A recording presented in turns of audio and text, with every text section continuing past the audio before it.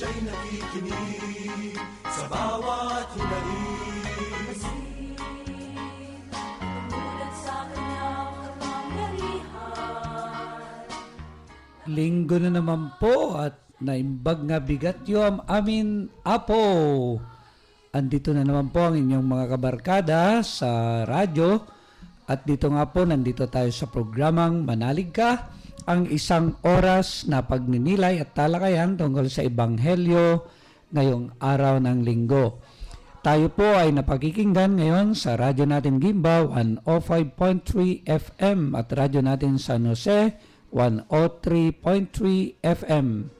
Tayo rin po ay live na napapanood via live streaming sa www.diocesesofsanjose.org at www.rngonline.org. And of course, yung paborito ni Sister, tsaka nitong kabataang kasama ko, yung Facebook, sa www.facebook.com/manaligka2006. At ito na naman po ang inyong host ngayong araw na ito, ang Paring Ilocano, si Father Bong Romano po. At ito naman po si Sister Weng, Madre Dominicana. At muli pong nagbabalik ang inyong simpleng kabataan, Maris Ganayo po. So yun po at nakakatuwa nga po dahil naririto kami ngayon na makakasama ninyo at nagpaalam si Father Richard at sana sa susunod ay magkakasama tayo ulit dito po sa radio, kaya pinababati po kayo ni Father. At bago po tayo tuluyan na darako sa main program po natin, napakahalaga po para sa atin ang panalangin. Kaya mangunguna po sa panalangin natin ngayon ay si Sister Weng. Sa ngalan ng Ama, ng Anak, ng Espiritu Santo. Amen. Amen. Ama, Ikaw ang tunay na ilaw at pinagmumulan ng lahat ng kaliwanagan. Dinggin mo ang aming dasal at patnubayan mo ang aming isip at kalooban. Tulungan mo kaming makasunod sa iyong pagpalang paggabay at pagpapatotoo sa salita mo. Ito ay hinihiling namin sa ngalan ni Jesus na aming Ama. Amen. Sa ngalan ng Ama, ng Anak, ng Espiritu Santo. Amen. Amen. So yun po ay pakinggan natin ang Ebanghelyo ngayong linggo na ito. Babasahin po ng ating kapatid na si Maris. Ang mabuting balita ng Panginoon ayon kay San Mateo. Noong panahong iyon, sinabi ni Jesus sa mga punong saserdote at matatanda ng bayan, "Ano ang palagay ninyo rito? May isang tao na may 2 anak na lalaki. Lumapit siya sa nakatatanda at sinabi, 'Anak, lumabas ka at magtrabaho sa ubasan ngayon.' 'Ayoko po,' tugon niya. Ngunit nagbago ang kanyang isip at siya ay naparoon. Lumapit din ang ama sa ikalawa at gayon din ang kanyang sinabi. 'Opo,' tugon nito. Ngunit hindi naman naparoon. Sino sa 2 ang sumunod sa kalooban ng kanyang ama? Ang nakatatanda po, sagot nila. Sinabi sa kanila ni Jesus, "Sinasabi ko sa inyo, ang mga publikano at masasamang babae nauuna pa sa inyong pasakop sa paghahari ng Diyos, sapagkat naparito sa inyo si Juan at ipinakilala ang matuwid na pamumuhay at hindi ninyo siya pinaniwalaan. Ngunit pinaniwalaan siya ng mga publikano at ng masasamang babae. Nakita ninyo ito, subalit hindi pa rin kayo nagsisi at naniwala sa Kanya." Ang mabuting balita ng ating Panginoon. Pinupuri ang aming Panginoong Jesucristo. Maraming salamat, Sister Weng, sa pangunguna sa dasal at maraming salamat, simpleng kabataan, sa pagbasa sa Ebanghelyo ngayon. At muli po, tayo po ay nagpapakilala kung paano nga po ninyo kami mapapakinggan sa radyo natin Gimba 105.3 FM at radyo natin San Jose 103.3 FM. At ganun din po ay live na napapakinggan po kami sa www.diceofsanjose.org sa live streaming at ganun din sa www.rngonline.org at sa Facebook account ng ating programa www.facebook.com/manaligka2006. Kaya sana nga po kahit sa ang mga pamamaraan nito ay maging kapanalig natin sila, sister. So sana maging kabarkada talaga natin sila sa mga pagninilay natin sa Ebanghelyo. At napakinggan po natin ang Ebanghelyo ngayong araw na ito mula kay kanino, Maris, yung Ebanghelyo kanina. So kay San Mateo. At ito nga po ay isang talinghaga ng ating Panginoon, yung kwento niya tungkol nga sa binibigay niya sa mga saserdote at mga matatanda ng bayan. At sabi nga niya, ano yung palagay ninyo rito? Sabi niya, yung meron daw 2 anak, merong 2 magkapatid na inuutosan ng kanyang tatay. Yung isa ay tumango pero hindi naman sumunod. Tapos yung isa naman ay umayaw pero sumunod. Oo. Tapos at tinanong niya, sino yung sa palagay ninyo yung sumunod talaga dito? At sabi nga nila yung nakakatanda na hindi tumango ng oo pero siya yung sumunod. At tapos yung Panginoon sinabi sa kanila na ganun nga yung nangyayari, sabing ganun dahil itong si Juan dumating ay hindi naman pinapaniwalaan, lalo na nga yung mga matatalino ng bayan, yung mga leaders ng bayan. Pero sabi niya, meron yung mga publikano, meron yung mga makasalanan na talaga na sila yung talagang nakinig, sila yung na-convert, sila yung sumunod ngayon, sila yung talagang sa kalooban ng Diyos ay sumusunod. At ito yung pagninilayan natin mamaya sa ating Ebanghelyo. Napakaganda po yung pagninilay na ito dahil yung pinakabuod na ito ay yung tinatawag na pagsunod po natin sa kalooban ng Diyos. Kaya wag po kayong aalis at magbabalik po ang programang Manalig ka.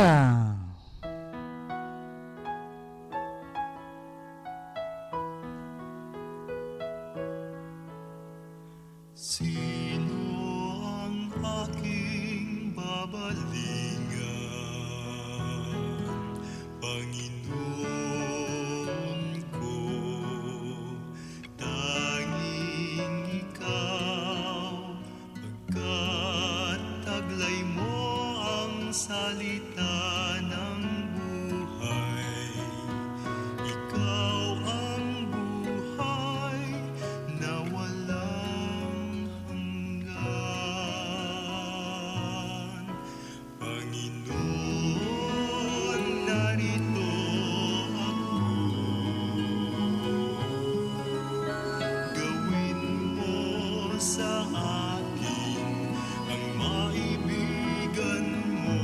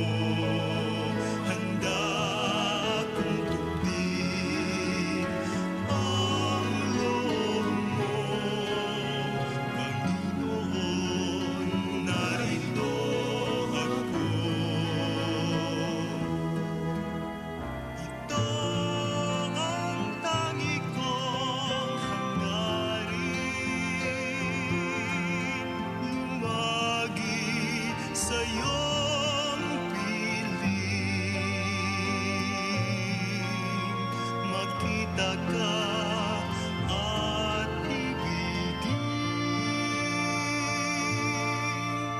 Paglingkuran ng daimtim. Panginoon, narito ako.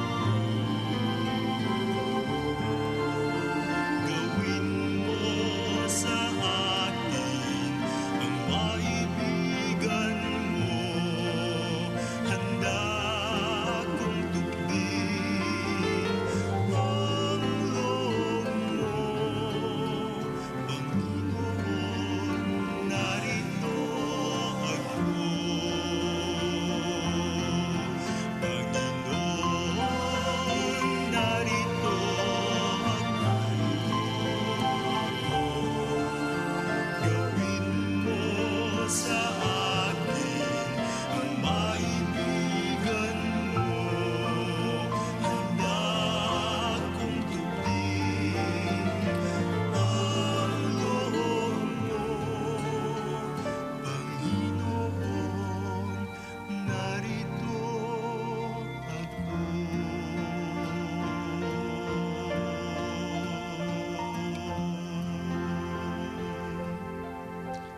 Nagbabalik po ang programang Manalig Ka at ito pa rin po ang inyong lingkod, ang inyong kabsat, ang paring Ilocano, si Father Bong Romano po. Sister Weng, Madre Dominicana. At simpleng kabataan po, Maris Ganayo. Ang ganda nung pinatugtog, ano, yung kanta natin, yung anong title nun? Hindi ko po alam eh. Di niya alam. Parang Panginoon, narito ako. Panginoon, narito ako. Apo. So, ang galing, Tamang-tama, no? Oo. Apo. Panginoon, naririto na Natuwa naman ako. po kami ngayong linggo. At sana po ay nandyan din po kayo. At bago po natin simulan ang pagninilay natin po sa ating ebanghelyo, napakaganda po na pagnilayan natin muna yung balikan, yung kwento ni San Lorenzo Ruiz. Dahil ngayon ay September 28. 28 at pinagdiriwang natin ang kapistahan ni San Lorenzo Ruiz. At sa mga parokya po na may patrong San Lorenzo Ruiz at sa mga barangay din, mamaya magbimisa nga ako sa isang barangay namin sa Gabaldon dahil piyesta ng San Lorenzo Ruiz.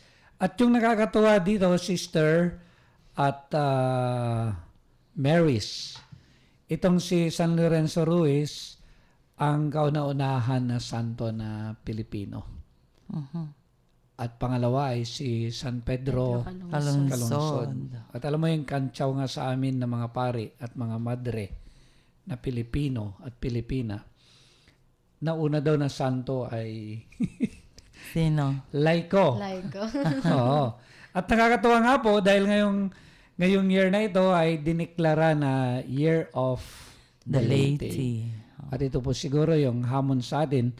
Palagi kong naririnig kay Bishop, pag nag-homily siya, sabi niya, alam mo, kapag magising lang tong mga laiko na ito, kasi sleeping giants daw kayo. Kaya lalo na yung mga laiko na mga kabataan. No? Pag nagising yan, Po, laki. talagang napakalaking pwersa para sa pananampalataya. At anong natatandaan mo kay San Lorenzo Ruiz, Sister? Sige nga, pagdugtong-dugtongin nga natin yung Isa natatandaan siyang natin. San Lorenzo Ruiz. Taga Binondo, Yeah, Manila. tama. Oo. Check! Correct ba? Lahing Chinese po. Check pa rin. Tapos, Ano pa ba? Sa inyo na po yung iba. sa akin na iba. So ito ay isang church worker din na naglilingkod sa simbahan. At ito nga, nung nagkaroon ng isang parang krimen at siya ay pinagbintangan. At para matakasan niya ito, ay sumama siya sa mga misyonero na pumunta sa Nagasaki.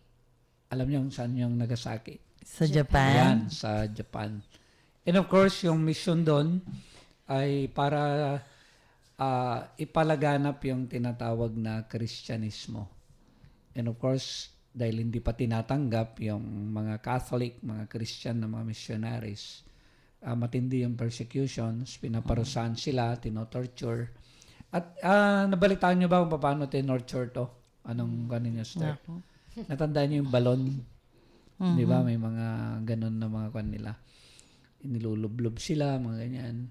So, pero alam niyo yung nakakatuwa dito kay San Lorenzo Ruiz, sabi niya ganun, ako ay Katoliko. Pero niya na, ako ay Katoliko at sabi niya, at kung mayroon man ako na 1,000 buhay, ibibigay ko pa rin para sa Panginoon. Kasi yung hamon sa kanya, talikdan mo lang yung faith mo. Hindi ka namin papatayin. Papatayin, oo. Pero tignan mo ako ay Katoliko. Kung meron man akong 1,000 buhay, ay ibibigay ko pa rin para sa aking Sa kanya po pala nang galing Pananampalataya. yun. Yung 1,000 buhay na kanta po. Ang ganda nun eh. Paano yan? Sige nga, baka meron. Yung ano po, 1,000 man aking buhay, Ayan, tama. bawat isa'y iaalay. Yun. Ayun, sa Ganda. kanya yun. Sa kanya. Tignan mo, kinakanta Nakaka-inspire. niya Oo, sister no? daw, Hindi niya alam. Oo.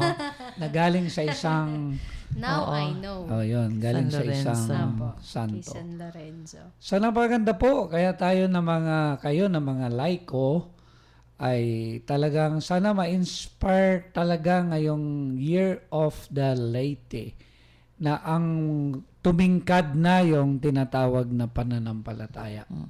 Kasi ako kapag nag-homily ngayon, sister, sabi ko sana ngayong Year of the Leyte, Year of the New Evangelization, ang manaig na talaga sa bansang Pilipinas ay yung pananampalataya.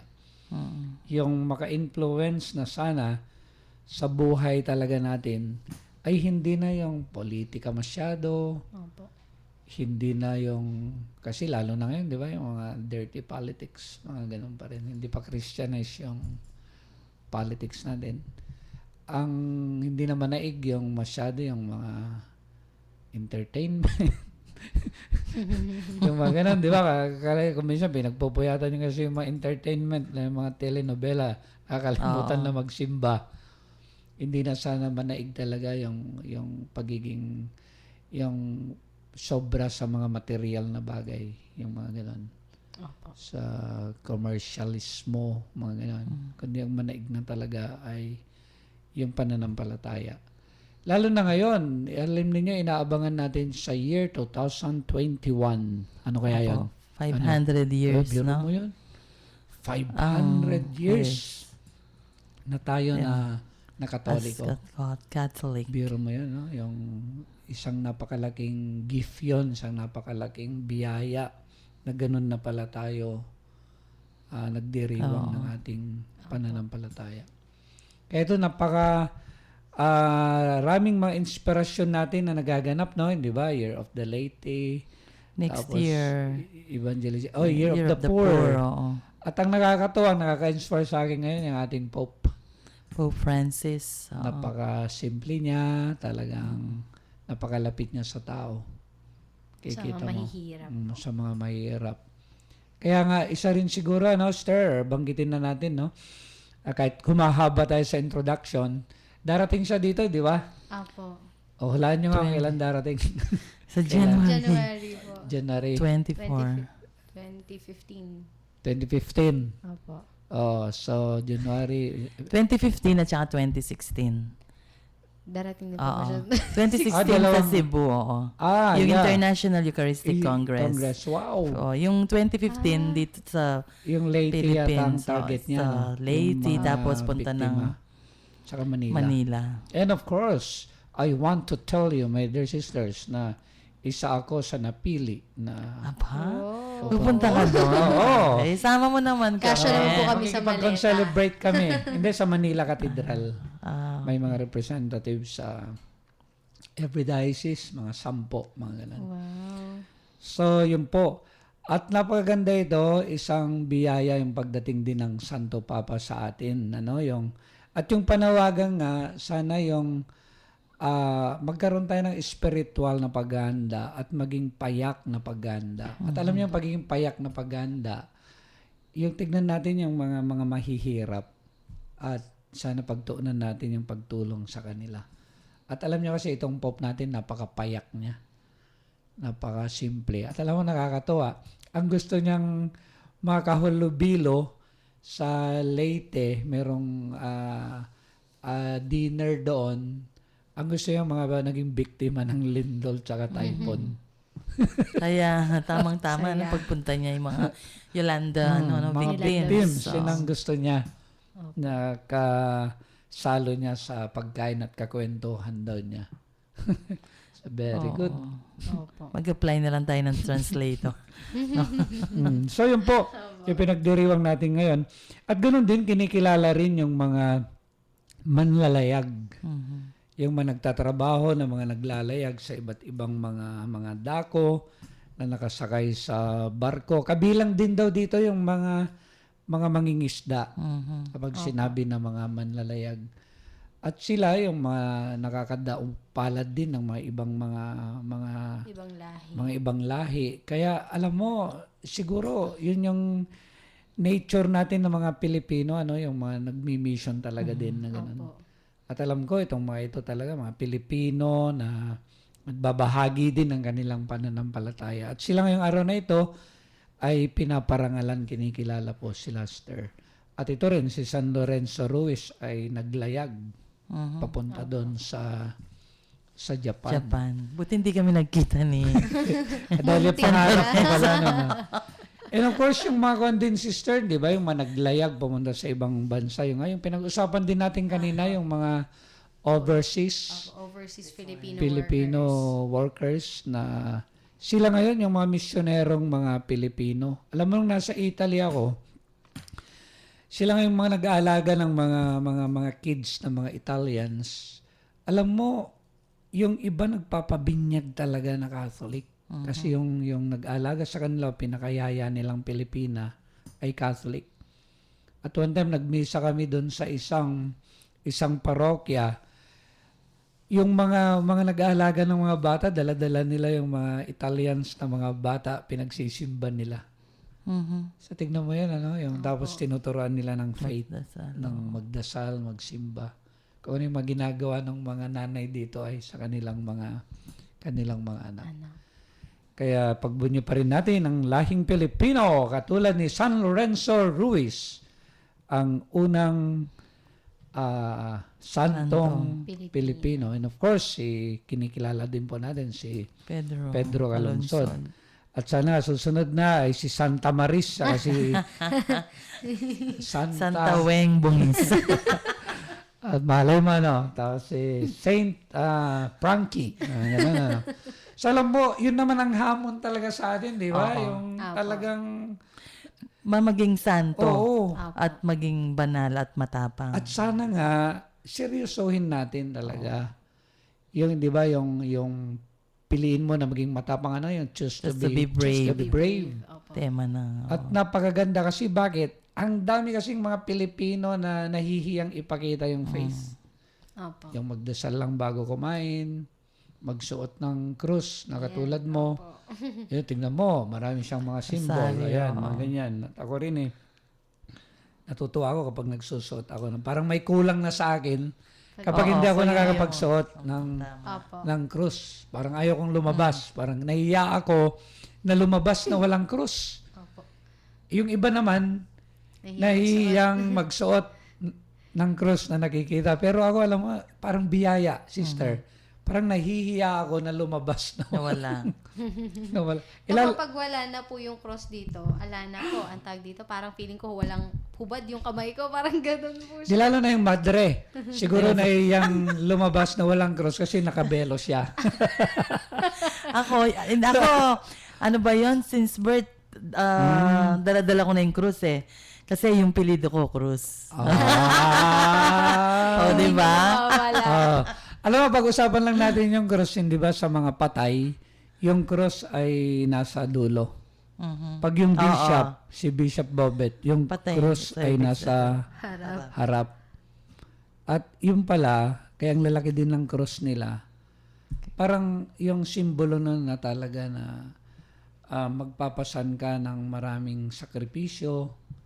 At yung ipinapaalala na yung you deny yourself, yung patay ka na sa iyong kamatayan, sarili. Biro mo, ganun pala yun. Kaya ang lalaki ng cross nila at nilalagyan. na hindi na yung sarili mo ang kukanino. Iba na yan talaga yung service na yung paglilingkod. At alam natin, yun yung nangyari kay San Lorenzo Ruiz. Kinalimutan na niya yung sarili niya. Yung na kahit 1,000 buhay, iaalay ko na yan sa Panginoon. Ganun. Sana dumating din yung level tayo na gano'n, no? Madaling Yung, mag-sing. kasi minsan, kakanta-kanta pa sa itong si Maris. Lahat ay aking ibibigay. Di ba? Alam mo yung kantang yan? Dati po. Ibibigay pati aking buhay. Yung mga yan, upang purihin ka. sa biro mo yung lahat. Pero minsan, di ka naman nagsisimba. No? Mga ganun. So, thank you po, Lord, for giving us San Lorenzo Ruiz. So, San Lorenzo Ruiz, ipanalangin mo po kami. At ito nga po, sa ikalawang bahagi ay darako tayo, pag-usapan natin mamaya, Maris, siguro yung napakagandang tanong, ito nga yung pagsunod sa kalooban ng Diyos. At muli ulitin ko po, may dalawang magkapatid na ikinento nga ng ating Panginoon na inutusan ng kanilang ama, yung una yung nakakatanda. At sabi yung nakakatanda, hindi ako pupunta. Pagtrabaho ka dun sa ubasan, hindi ako pupunta, sabi niya. Pero pumunta naman siya. At yung isa naman, sabing ganon, opo, pupunta. pero hindi naman pala pumunta. At sabi ng Panginoon, sino yung sumunod sa kalooban? At kanino natuwa yung ama? Of course, ang sagot doon yung matanda na sinabing hindi ako pupunta, pero pumunta siya. Yung talagang nag-iba yung isip niya at ginawa niya kung ano yung kalooban ng ama. At ito po yung pag-usapan natin mamaya, yung kalooban ng ama, yung kalooban ng Diyos. Kaya wag po kayong babalik. Wag po kayong aalis. At magbabalik po ang programang Manalig ka!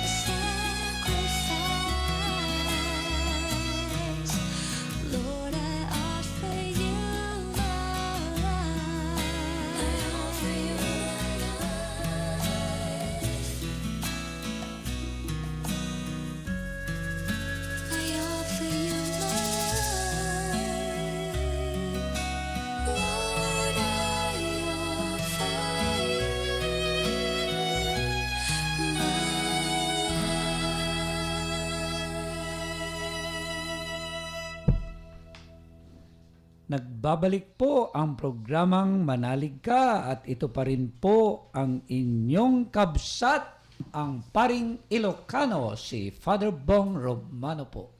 Sister Weng, Madre Dominicana. At si Mariz po, isang simpleng kabataan. Sister Weng, taga saan ka ba? Taga Angeles ako. Sa Angeles. City of Angels, so, di ba? Sa Angeles po, sa Pampanga. Panga po. Kaya Kabalen, yung mga nakikinig po. Alam mo, sister, marami yung nakikinig din ng mga taga Talaga. Pampanga. O, Maya Payabak Maya po. Payabak po sa mga taga Taga Pampanga Pampanga, na nakikinig. At kanina nga po ay sabi ko pag ninilayan natin kung ano nga yung tinatawag na kalooban ng Diyos. Kasi po yun po yung napakahalaga ngayon. Yung masundan mo kung ano yung kalooban ng Diyos. At yung susunod nga po na pagninilayan natin, yung pag-uusapan po natin ngayon, ay yung tinatawag na kalooban ng Diyos. Kasi nga po yung kultura nga ng ating Panginoon, yung kinukwento mo kanina, Maris, di ba? Kagaya sa Japan, pakituloy mo nga yung kwento mo kanina. Yun po kasing, di ba po, sa mga parteng east, dito po sa sa Asia po, sa kontinente natin. Yun dyan yung mga bansa na mas nauuna o mas importante yung karangalan o yung nakikita ng iba, yung imahe nila sa iba. Kaya kapag nangyayari, nagkakaroon sila ng, yun yung wala po sa Pilipinas kapag nagkasala ka, kapag nagkaroon ka ng kahihiyan, magpapakamatay na sila, sukat magpakamatay. Wag lang masira yung pangalan nila. Pero dito sa Pilipinas, yun lang po sasabihin ko. So hanggang doon lang, ano? Opo. Kasi bata pa yan, censored muna. For adults only. So yung ganun nga po. At ito nga pong ebanghelyo nga po natin, nakikita dito yung nga kanina yung ikinukwento mo, yung nasundan lang dito ay kung ano yung sinabi na hindi, pero yun naman pala yung sumunod. Pero yung mga tao na nakarinig sa usapan ng mag-ama, sabing ganon, Nakakahiya. nakakahiya. Pero bandang huli, siya naman pala yung sumunod.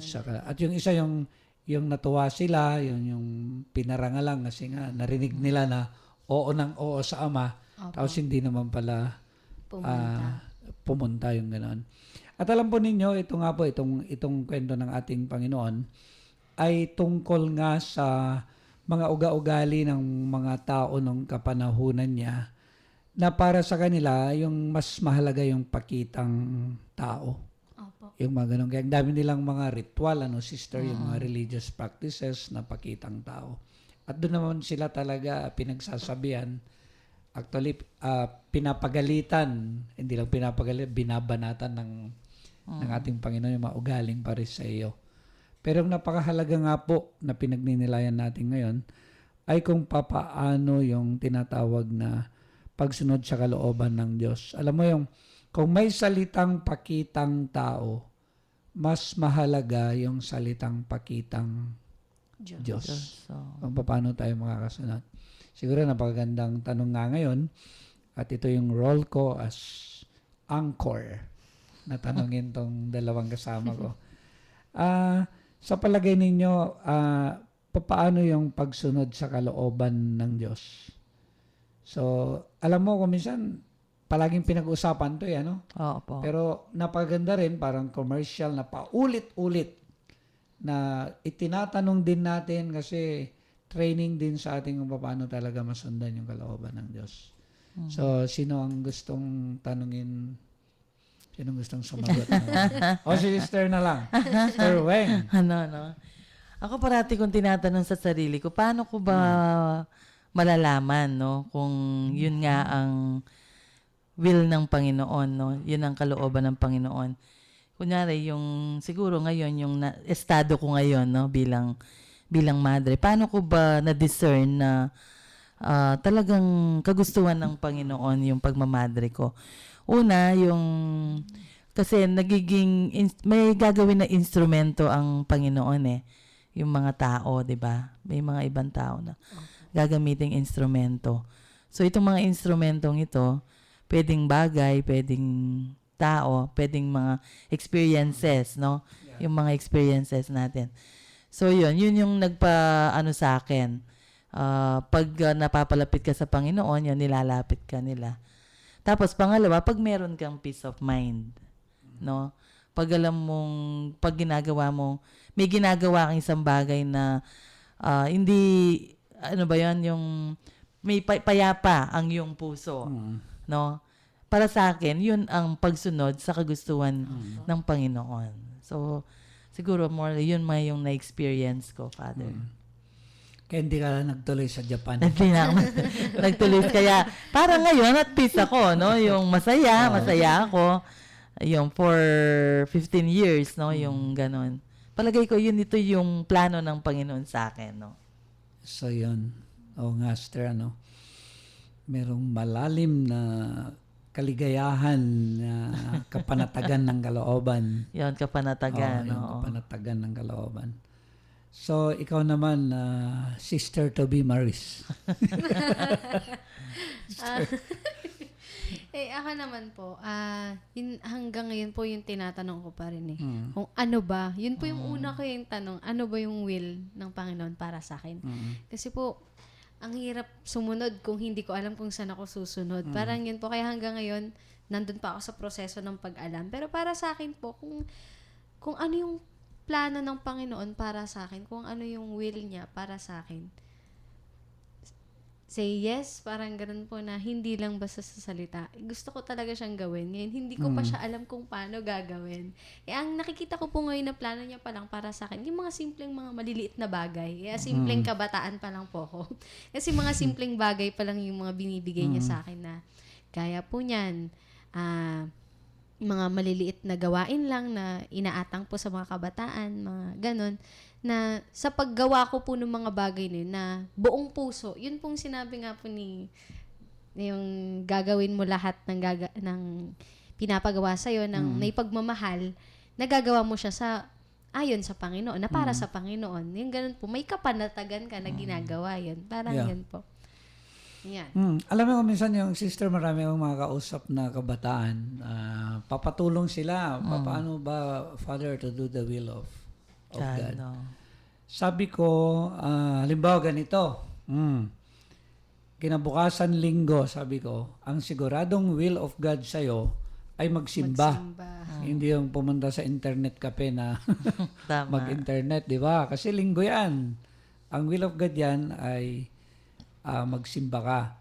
Tapos, pag school days, ang will of God niyan ay mag-aral kang mabuti, hindi yung maglakwatsa. Hindi ba? Tama.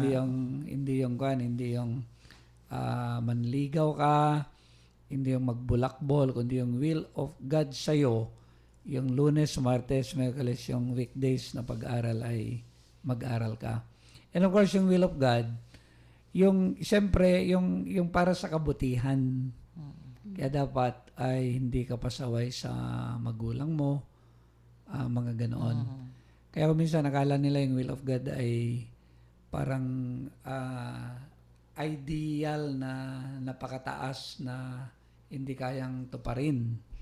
Halimbawa, sabi ko, bukas exam ninyo, sabi ko sa kabataan, ang will of God ngayong gabi ay mag-review ka.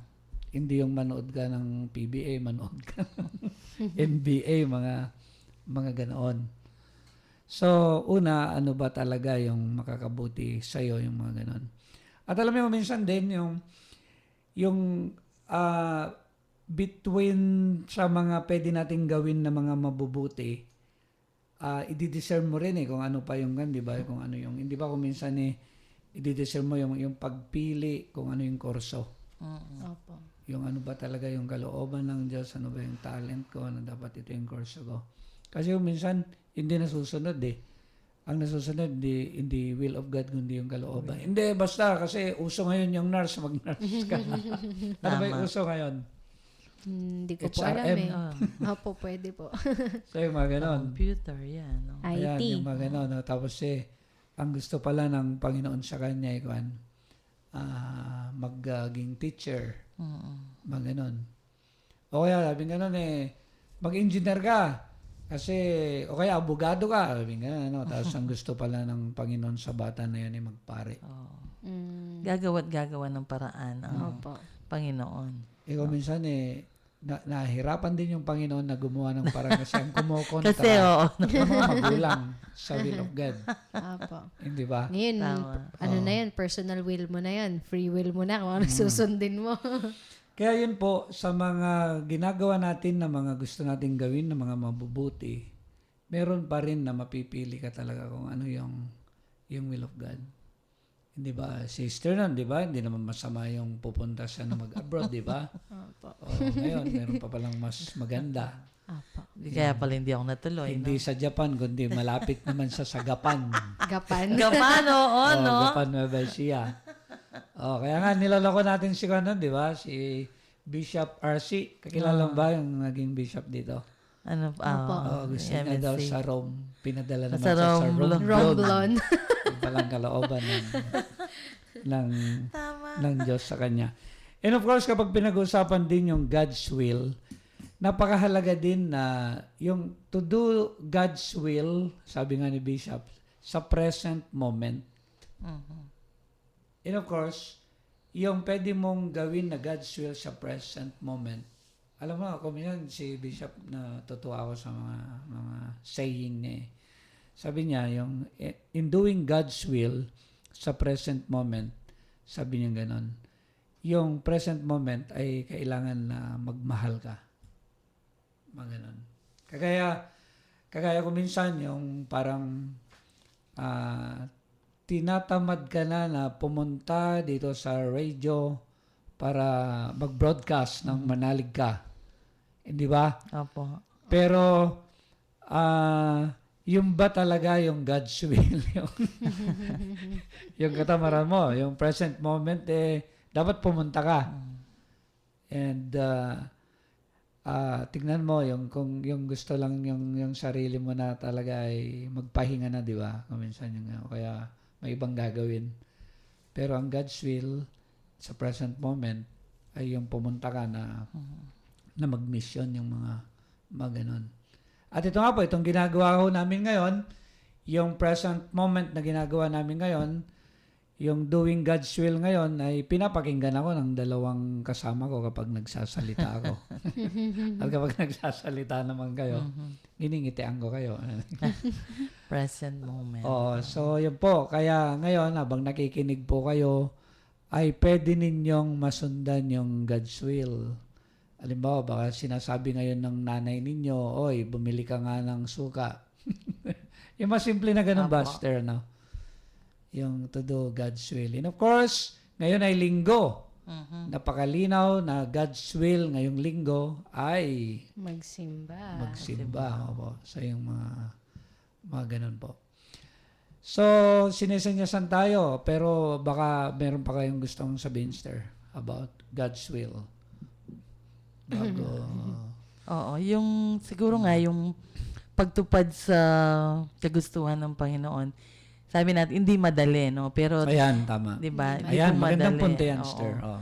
Pero dahil sa walang tigil na sa kakadalangin, no? Yung pagdarasal, no? Yung turuan tayong makita talaga kung ano ba yung kaloob ng Diyos sa atin. At naniniwala ako na pakikita niya yon, no? Yung katulad ako sa stage namin, no, ito ni Father siguro, parang nasa stage na tayo ng stability, no? Parang stable na tayo Para bang at least nakita na namin. Sa second childhood ka na, no? Yung nakita na namin, ito siguro hindi siguro kasi ito yung buhay na gusto ng Panginoon sa amin, no? Unang-una, masaya ka, no? Nakikita naman sa itsura.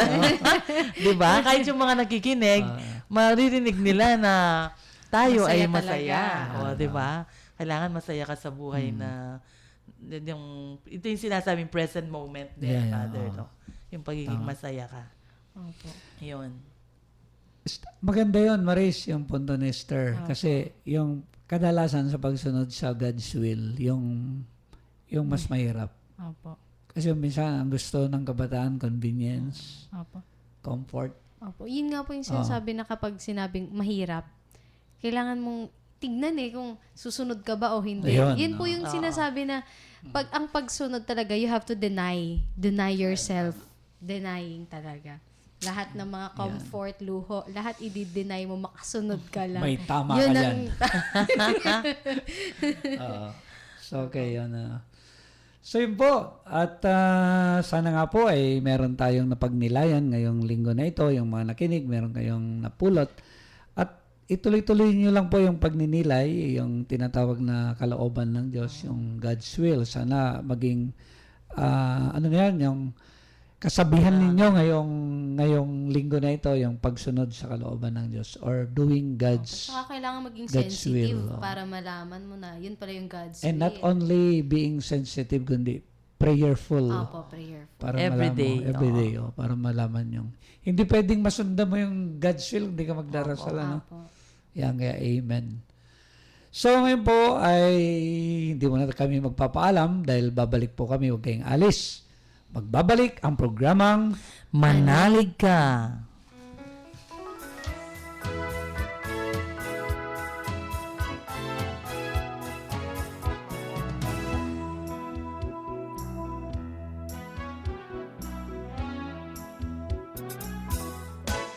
Mayo't tihaya, purihin siya, at ating ibunyan. Awitan siya, pagliligtas ng Diyos nasa krus ni Jesus, ang siyang sa mundo'y tumubos. Langit at lupa, siya'y papurihan, araw at tala, siya'y parangalan. Ating pagdiwang pag-ibig ng Diyos sa tanan. Hallelujah! Halina't sumayaw, buong bayan, magsosabay sigahan sa libutan. Ang ngalan niyang angking siningning ng bituin, liwanag ng Diyos umahati. Langit at lupa, siya'y papurihan, araw at tala, siya'y parangalan. Ating pagdiwang pag-ibig ng Diyos sa tanan. Hallelujah! At isigaw sa lahat, galingan niya'y wagas, kayong dukha sa lahat, pag-ibig niya sa inyo ay tapat. Umayo't ihayag, purihin siya, at ating ibunyan, awitan siya. Pagliligtas ng Diyos nasa krus ni Jesus, ang siyang sa mundo'y tumubos. Langit at lupa, siya'y papurihan, araw at tala, siya'y parangalan. Ating pagdiwang pag-ibig ng Diyos sa tanan. Hallelujah! Halina't sumayaw, buong bayan, magsosabay sigaw sa libutan. Ang ngalan ng aking siningning ng bituin, liwanag ng Diyos umahati. Langit at lupa, siya'y mapurihan, araw at tala, siya'y parangalan. Ating pagdiwang pag-ibig ng Diyos sa tanan. Ating pagdiwang pag-ibig ng Diyos sa tanan. Ating pagdiwang pag-ibig ng Diyos sa tanan. Sa ating pagdiwang pag-ibig ng Diyos sa tanan.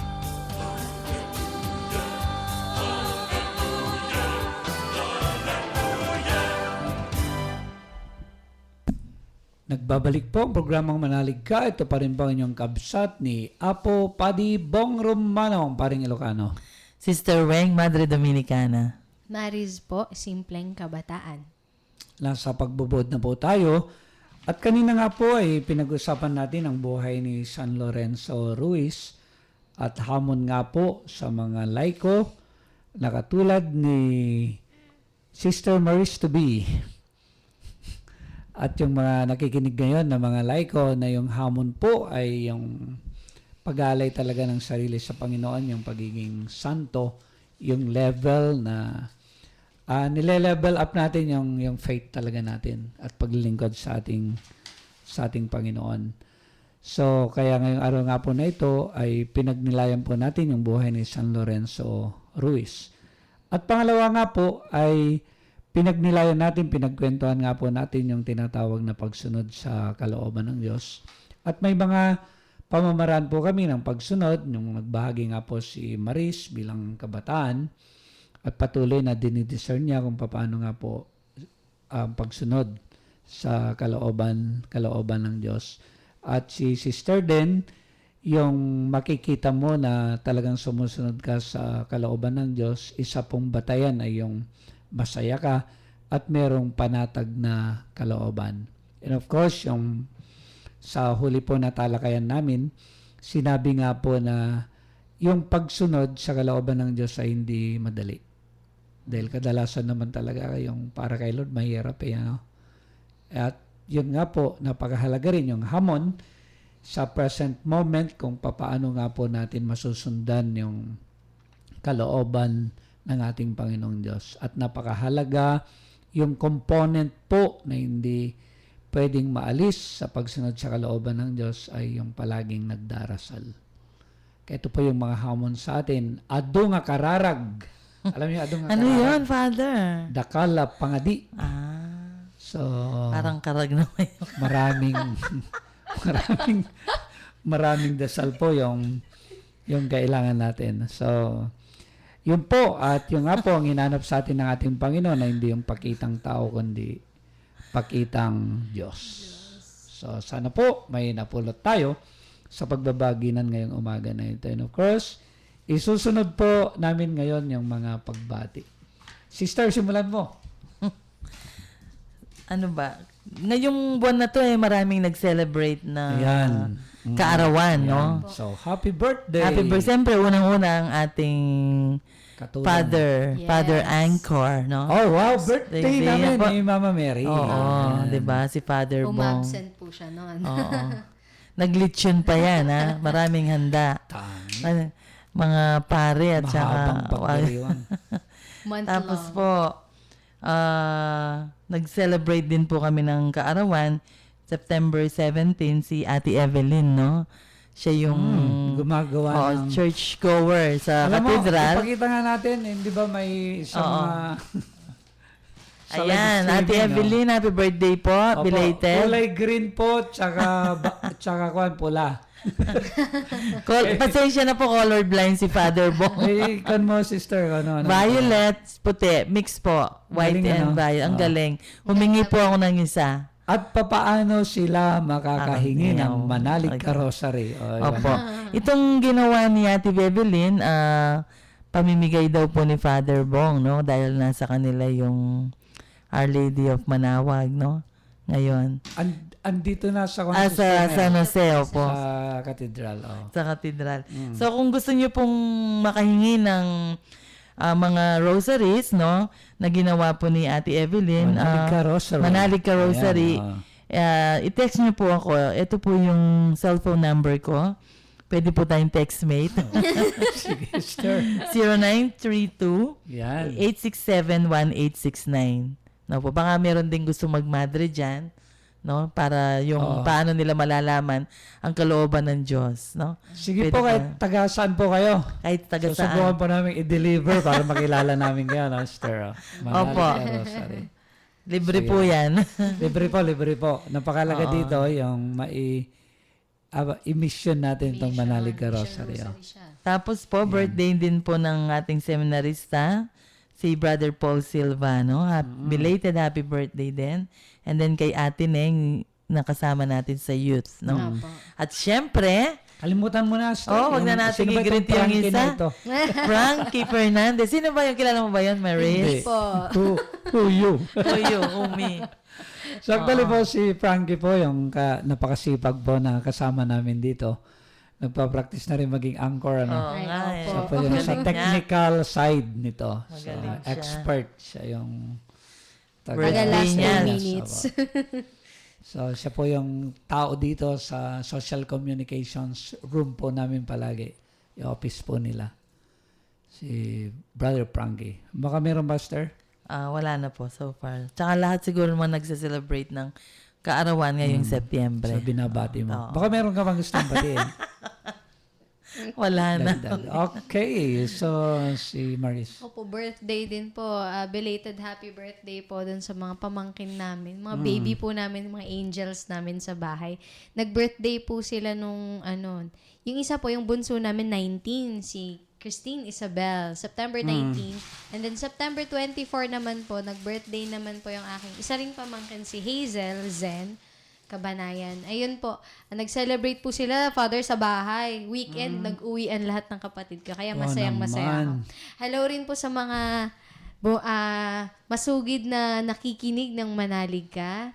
Hello po sa inyo, sa mga taga Barangay Porais, sa mga taga Central Luzon State University, at sa lahat po ng familia members dyan na nakikinig. Ayan, makipag-contact lang po kayo sa Facebook natin at malalaman niyo po yung mga announcements natin at yung mga celebrations lang sa mga youth po, sa mga singles po, ayan, sa familia singles, and pwede na rin po sa couples. At ayun lang po. Nakalimutan ko palang higit yung kapatid ko, belated happy birthday din, no? Si Rosemary Lintag. Isa siyang cancer survivor, no? Oo. So, pagdasal din natin for complete healing, no? Sa kapatid. Ay, add ko lang po pala, yun po, ini-invite ko po yung mga nakikinig dyan na kagabi po ay natapos po yung ating unang pag-vigil sa pag-visit po ng Our Lady of Manawag.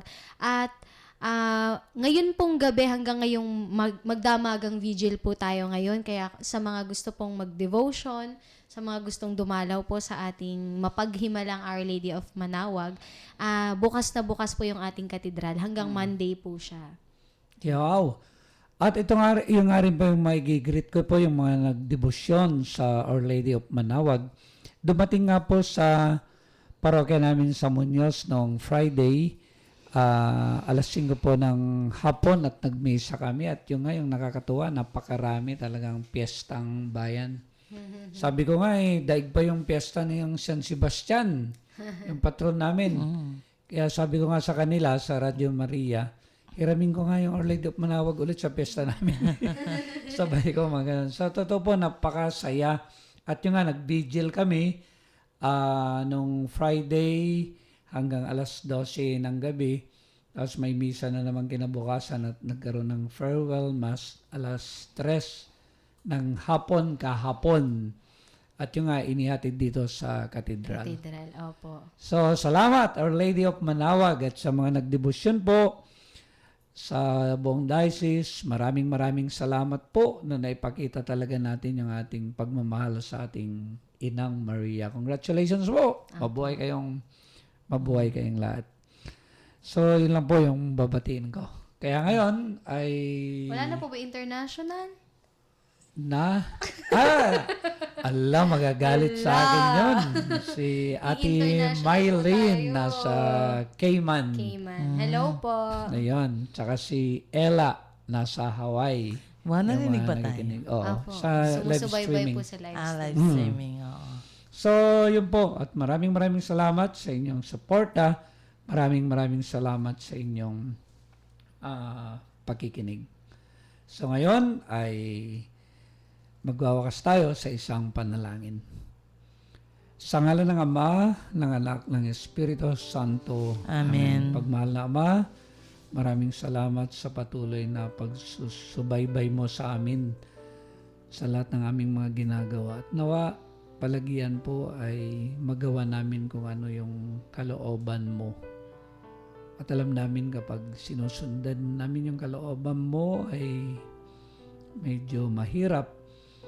Mahirap nga po, pero doon naman po namin nararamdaman yung tunay na saya at kapanatagan ng kalooban. Ituro mo po, Ama, ang mga gagawin namin sa pagsunod sa iyong kalooban. At Ama, patuloy na hinihiling nga po namin na tulungan mo ang aming sambayanan. Ilayo mo po kami sa mga bagyo Bigyan mo lang po kami ng sapat na ulan upang maalagaan ang mga pananim, lalo na po yung mga pananim na palay. At Ama, bigyan mo kami ng maraming ani. Bigyan mo kami ng masaganang ani ngayong anihan na ito. Ang lahat ng ito'y hinihiling namin sa ngalan ng iyong anak at ng Espiritu Santo magpasawalang hanggan. Amen. Paalam na! Paalam po sa inyong lahat at ngayon po paalala pong muli, magsimba po tayo at magdebosyon po tayo ngayon kay Mama Mary. Marami pong salamat sa lahat ng tagapakinig. Sana po mapanatilian nating maging masaya Wow! at panatag. Thank you, Apo! At ito na naman po, nagpapaalam sa inyo ang paring Ilocano, ang inyong kabsat, si Father Bong Romano, Diyos te Agnina, kada kayo am amin, Apo.